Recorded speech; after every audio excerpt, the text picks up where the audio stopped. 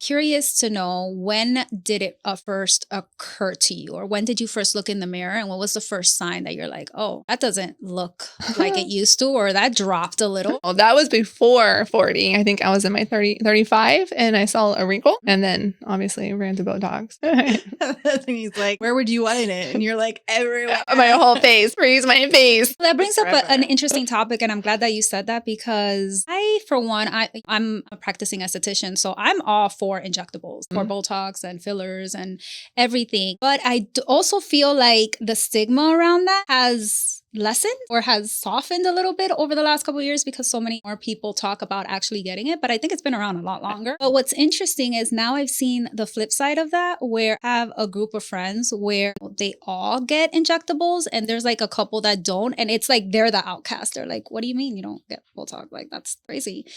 But that's another thing that I guess we're in that stage of our lives where we're like considering it if we haven't gotten it. But what was your first indicator? I would say the angry eyes, right? That's my face when I'm thinking.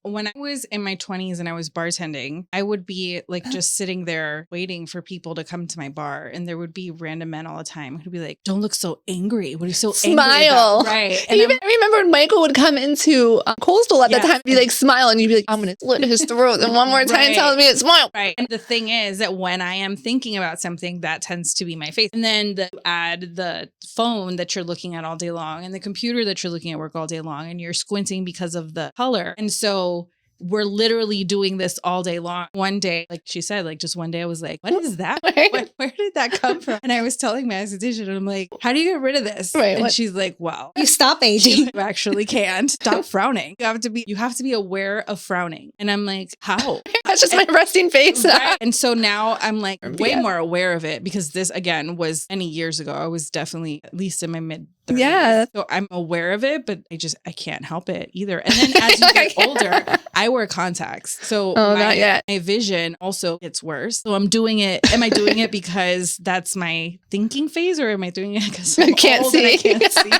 No.